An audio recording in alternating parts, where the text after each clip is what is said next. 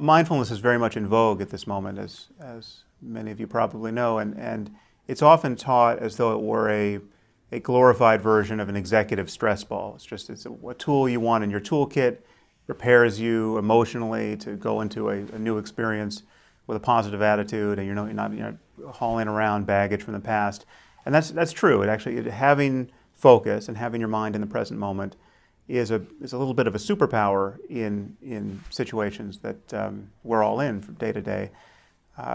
But that actually undervalues what mindfulness really is and its true potential. It's more like the Large Hadron Collider in that it's a real tool for making some fundamental discoveries about the nature of the mind. And one of these discoveries is that the sense of self that we all carry around from day to day is an illusion. And cutting through that illusion, I think, is actually more important than stress reduction or any of the other conventional benefits that are accurately ascribed to mindfulness. The enemy of mindfulness, and really of any meditation practice, is being lost in thought, is to be thinking without knowing that you're thinking. Now, the problem is not thoughts themselves. We need to think. We need to think to do almost anything that makes us human, to reason, to plan, to have social relationships, to do science.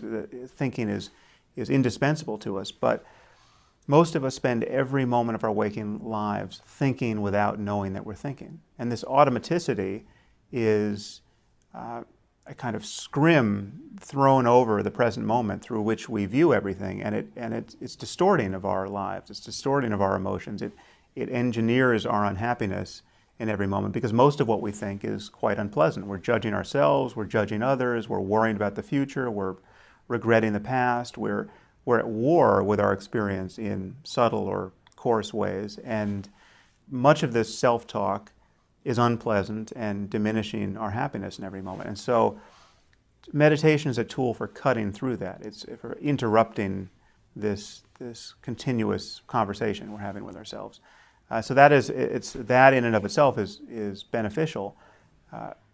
But there are features of our experience that we don't notice when we're lost in thought. So for instance, every experience you've ever had, every emotion, the anger you felt yesterday or a year ago, isn't here anymore. It arises and it passes away. And if it comes back in the present moment by virtue of your thinking about it again, it will subside again when you're no longer thinking about it. Now, this is something that people tend not to notice because we, rather than merely feel an emotion like anger, we spend our time thinking of all the reasons why we have every right to be angry. And so the conversation keeps this emotion in play for much, much longer than its kind of natural half-life.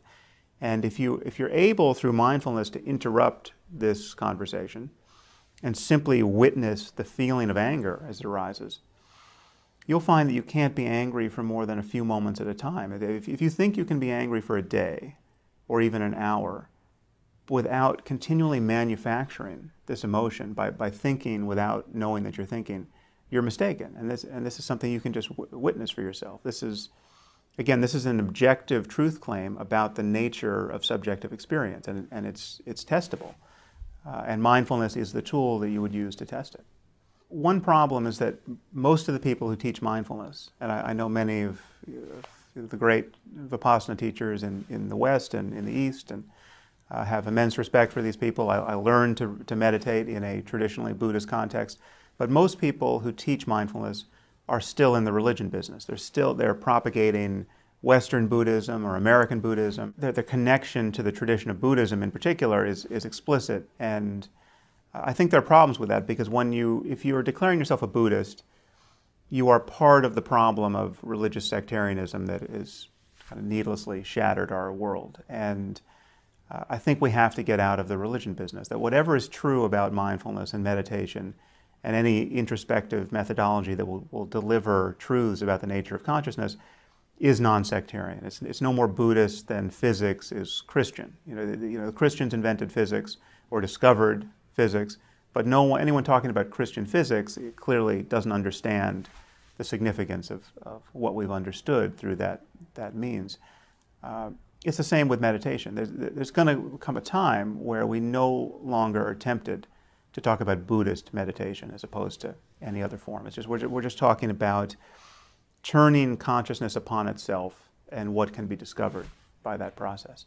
Now, it just so happens that Buddhism almost uniquely has given us a language and a methodology to do this in a way that is really well designed for export to secular culture, because you can get to the core truths of Buddhism, the truth of selflessness, the ceaseless impermanence of mental phenomenon, the intrinsic unsatisfactoriness of experience, because you can't hold on to anything. No matter how pleasant an experience is, it arises and then passes away. And no matter how much you protect yourself, unpleasant experience is destined to come. These features of our minds